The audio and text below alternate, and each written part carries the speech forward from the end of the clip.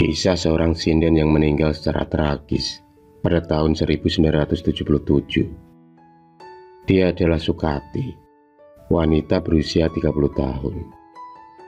Sukati adalah salah satu sinden terkenal di suatu wilayah di kota Malang. Parasnya yang cantik dan mempunyai tutur kata yang lembut membuatnya menjadi primadona di desanya. Tapi hati Sukati tak pernah bisa diluluhkan dengan rayuan gombal para lelaki begitu saja. Sukati dibesarkan oleh keluarga yang sederhana. Selain sebagai seorang sinden, Sukati juga sering membantu kedua orang tuanya bercocok tanam. Meski sering berpanas-panasan, tapi kecantikan Sukati tak pernah luntur sama sekali. Bahkan, sifatnya yang apa adanya itulah yang membuat para lelaki berlomba-lomba untuk mendapatkan cintanya.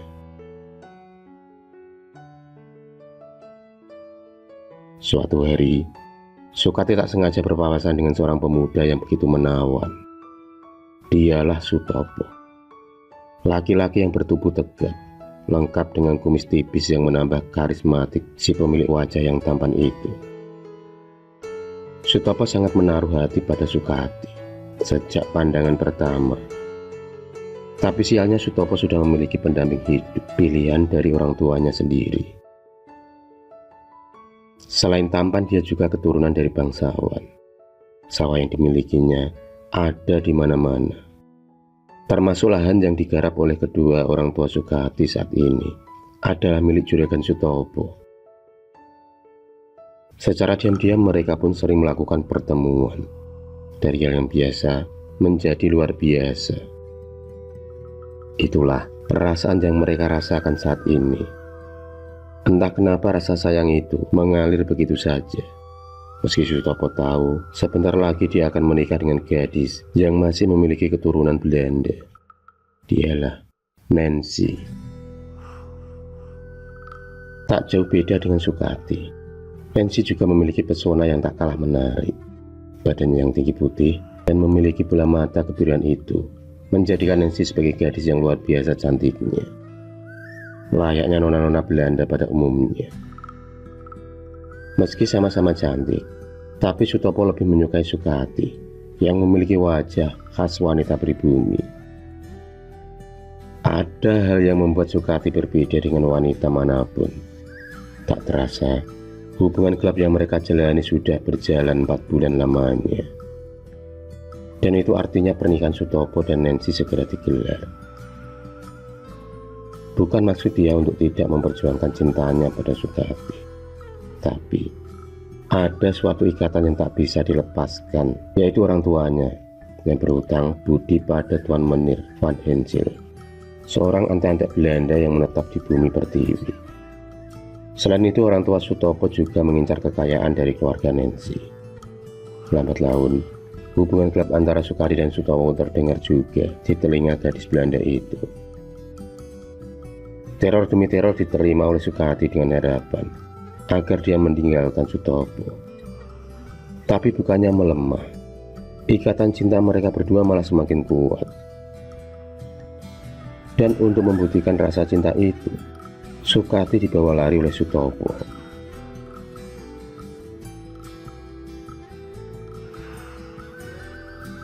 Malam dan dingin, ditemani hujan gerimis, membuat mereka terlena dalam buaian asmara. Di gubuk persawahan itulah, Sukati akhirnya menyerahkan segala kehormatannya kepada Sutopo, laki-laki yang berhasil mendapatkan kegadisannya, yang selama ini dia jaga mati-matian. Sutopo mengucapkan janji-janji manis yang membuat Sukati yakin kalau dialah laki-laki yang tepat untuk diperjuangkan.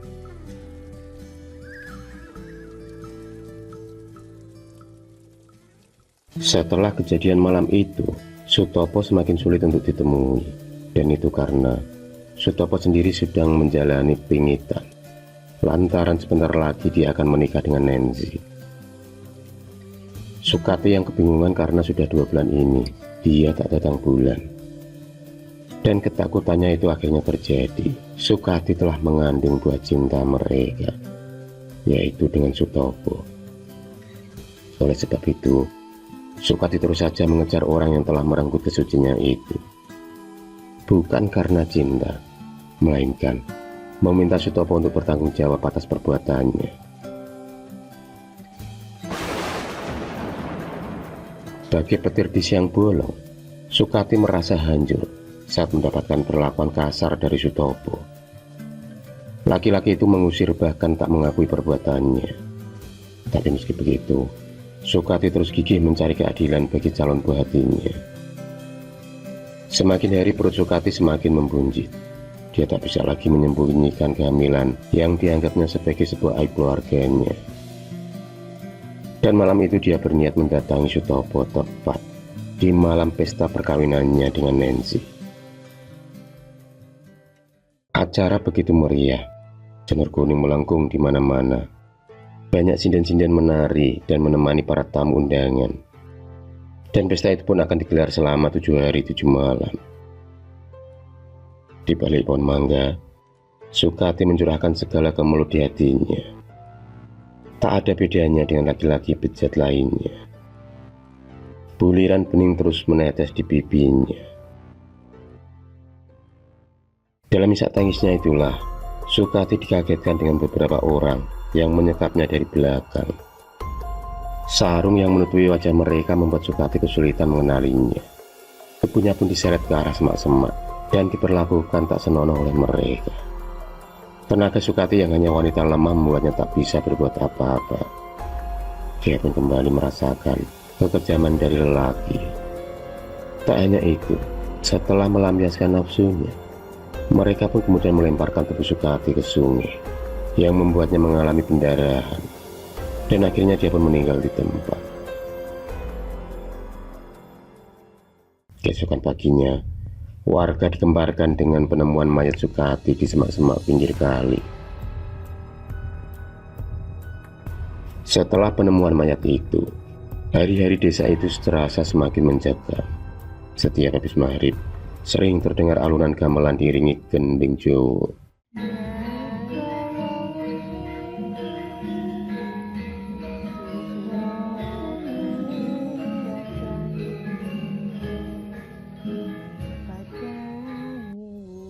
Banyak warga desa yang melihat sosok Sukati lengkap dengan baju sindennya. Dia terus mengitari desa. Arwah Sukati masih mencari para laki-laki di balik topeng sarung itu. Maka tak hayal lagi, setiap jam 12 malam dia terus berkeliling memberi teror pada setiap penduduk. Pernah suatu malam ada warga desa lain tak sengaja berhenti. Dia terus mengomel. Dan saat itulah Sukati menampakkan diri dengan wajah yang begitu cantik. Dia tersenyum layaknya wanita penggoda. Si laki-laki yang terpana akan kecantikan Sukati dengan cepat menggandeng dan mengajaknya ke semak-semak. Saat mau mencium pipinya itulah wajah Sukati tiba-tiba berubah menyeramkan, lengkap dengan belatung dan nanah bercampur darah. Laki-laki itu pun tak kuasa menahan rasa takutnya. Dia pun pingsan di tempat. Berita tentang arwah Sukati semakin berhembus kencang hingga sampai ke telinga Sutopo, orang yang paling bertanggung jawab atas kehancuran hidup gadis sinden tersebut. Sutopo pun merasa ketakutan. Dia menyuruh beberapa orang bawahnya untuk mendatangi seorang dukun untuk memberinya jimat penangkal. Tapi belum sempat benda itu di tangannya, Sukati sudah mendatanginya. Suara gamelan yang begitu kencang membuat telinganya mengeluarkan darah. Sukati menari di hadapan Sutopo layaknya penari jaipong. Liukan tubuhnya begitu gemulai, diiringi oleh gamelan-gamelan itu. Selendang kuning pun dikaitkan di leher Sutopo. Sukati menari tak henti-henti hingga berjam-jam lamanya, sampai Sutopo lelah dan kecapean. Sukati merangkul tubuh laki-laki tersebut dan terus mendendangkan tembang-tembang Jawa. Dari wajahnya yang semakin sumringah, tiba-tiba Sukati menangis dan wajahnya berubah menyeramkan. Matanya lepas dari kepalanya. Kuku jarinya tepat menyengkeram leher Sutopo. Cekikan suara Sukati membuat Sutopo betah berkutik dan akhirnya tubuhnya pun kejang-kejang. Dan tak selang berapa lama kemudian jantungnya pun berhenti berdetak. Sukati pun pergi dengan senandung tembang ceweknya. Sampai sekarang, arwah Sukati sering menakut-nakuti dan meneror para laki-laki yang memakai sarung saat keluar rumah tengah malam.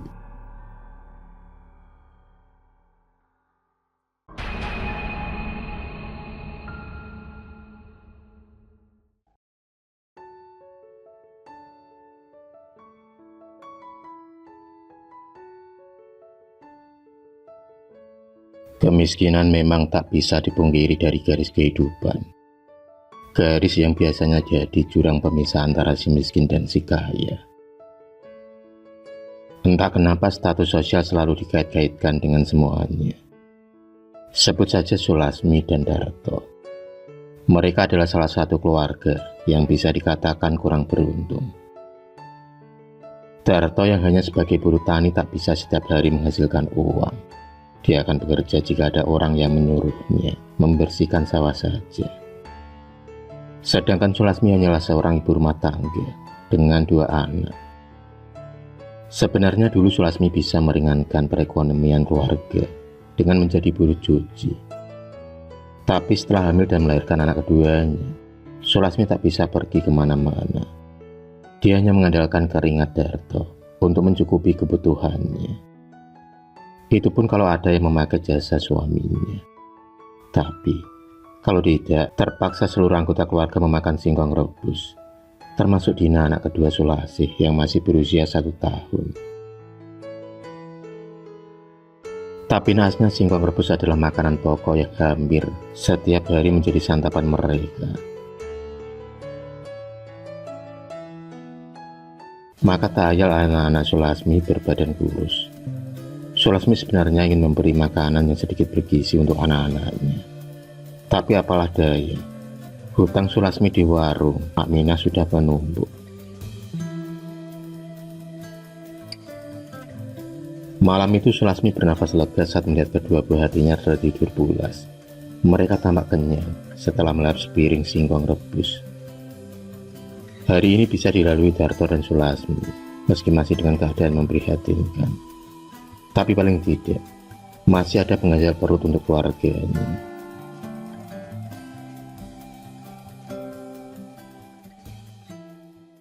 Pagi pun tiba. Radit, anak pertama Sulasmi, terlihat cemberut. Tak seperti biasanya yang selalu semangat ketika mau berangkat sekolah.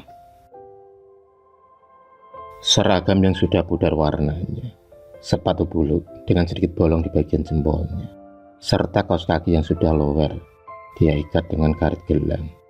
Tak membuatnya malu pergi ke sekolah, meskipun banyak teman yang selalu mengejeknya. Tapi entah mengapa pagi itu senyum Radit seakan hilang. Dan setelah ditanya Sulasmi, Radit belum membayar uang SPP sekolah yang ternyata sudah menunggak berbulan-bulan. Sulasmi kemudian memeluk dan mencoba menenangkan Radit. Sulasmi hanya bisa mengatakan akan segera melunasi semua tunggakan sekolah.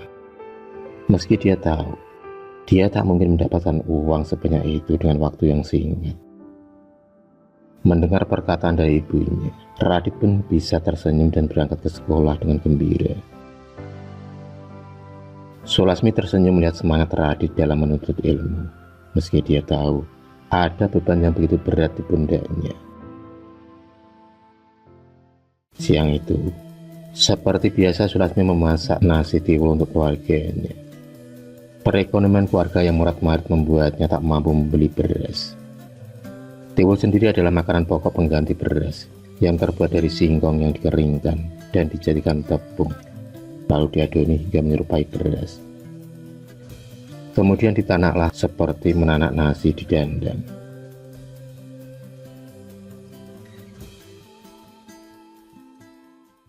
Siang itu tak sengaja Sulasmi bertemu dengan Muniro, teman kecilnya dan teman bermain Sulasmi.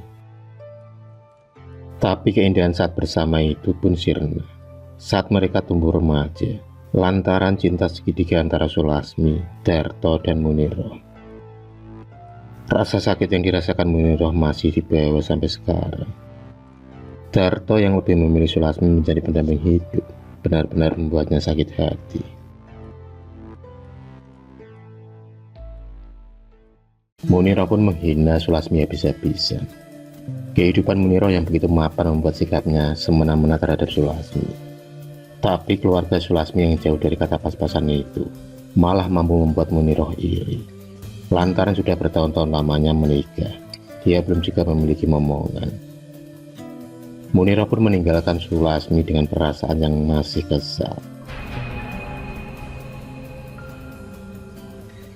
Sesampainya di rumah, Muniro merasakan hatinya was-was saat teringat ucapan dari Mbah Suroso, seorang dukun yang baru saja ditemuinya.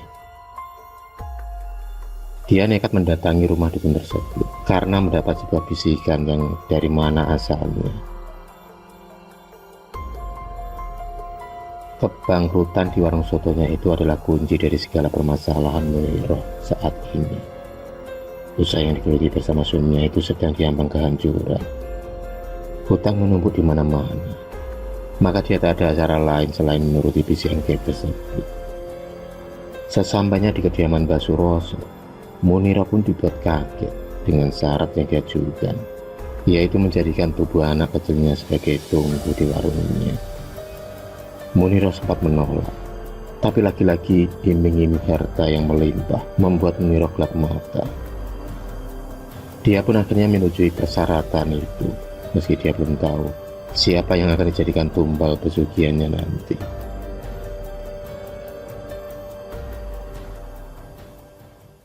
Bulan purnama segera datang, di mana Muniro harus segera melakukan ritual sekaligus mencari mangsa anak kecil untuk dijadikan tumbal. Entah dari mana datangnya pikiran itu. Pikiran itu pun tertuju pada Radit, anak Sulasmi yang dianggap sebagai musuh besarnya. Aksinya akhirnya dilancarkan Muniro. Saat pulang sekolah, Radit pun diiming-imingi Muniro dengan es krim dan juga mainan. Radit yang terlihat mulai tertarik segera dimasukkan Muniro ke dalam mobilnya. Radit sendiri begitu senang saat dibawa ke rumah Muniro. Dia dimanjakan dengan rumah mewah dan juga fasilitas-fasilitas lainnya yang tentu saja tidak didapatkan di rumahnya. Sementara itu di sisi lain Sulasmi tampak kebingungan lantaran Radit belum juga pulang sampai sore hari. Tak terasa, awan gelap mulai menyelimuti. Jam sudah menunjukkan pukul 8 malam. Selesai makan malam, Radit dengan polosnya hanya menuruti perintah Muniro yang menyuruh tidur di antara lilin-lilin yang mengelilingi tubuhnya. Muniro pun bersiap melakukan sebuah ritual bersama suaminya. Segala umpur rampe dan ayam cemani tersaji di depannya.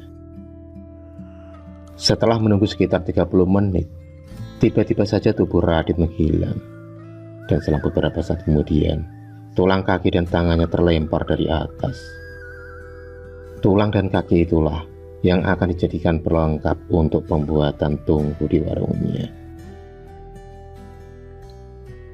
Di sisi lain Sulasmi merasa batinnya tersiksa. Warga dan juga suaminya belum berhasil menemukan keberadaan Radit. Air matanya tak bisa berhenti menetes di pipinya. Hingga pada bulan kedua kepergian Radit, Sulasmi masih merasakan keganjalan. Dia seolah mendengar tangisan anaknya di belakang rumah. Tak hanya itu, Sulasmi juga merasa ada kejadian-kejadian aneh setelah kepergian Radit. Di tempat lain, Muniro terlihat tertawa bahagia saat melayani para pelanggannya. Warungnya kini ramai pengunjung. Usaha Muniro pun berkembang pesat hingga dia membuka cabang di beberapa tempat. Pundi-pundi harta mulai dia kumpulkan lagi. Rahasia besar keluarganya ditutup rapat-rapat. Tak ada seorang pun yang berani masuk ke dapur warung sotonya. Itu semua dikarenakan sering adanya penampakan anak kecil di dapur tersebut. Dan kejadian itu pernah dialami oleh salah satu karyawannya yang tak sengaja melihat anak kecil menangis di pojokan. Sosok anak kecil itu sering menampakkan diri, lengkap dengan seragam sekolah yang terlihat lusuh. Suatu malam, Muniro lupa menyediakan sajen. Karena hal itulah, Mbah Suroso marah dan memberikan peringatan kepada Muniro dan juga sang suami. Pada persimpangan jalan, Mbah Suroso berpapasan dengan Sulasmi yang memang bekerja sebagai buruh tani. di sawah milik tetangga mereka. Sulasmi merasakan kalau orang yang dilihatnya itu memiliki keanehan. Tak dipungkiri bagi Sulasmi, Radit adalah anak kesayangannya, sekaligus anak kebanggaan keluarga. Suatu hari, ada seorang anak kecil yang tak lain pembeli di warung Munirah. Anak kecil itu merajuk untuk diantarkan ke toilet.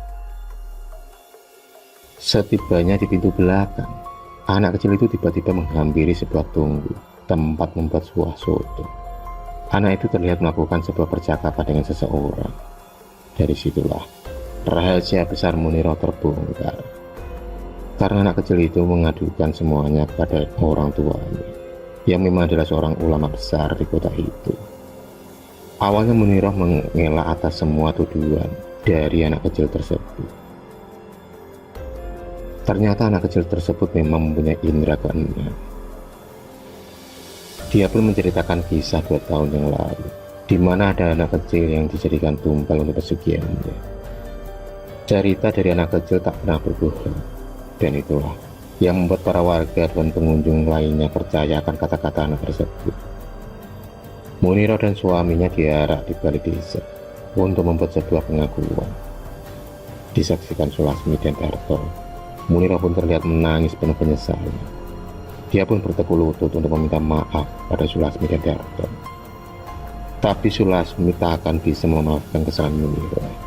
Perbuatannya tak bisa dimaafkan. Keegoisannya telah mengorbankan anak yang tak bersalah. Akhirnya Munirah pun dihukum dengan seberat-beratnya.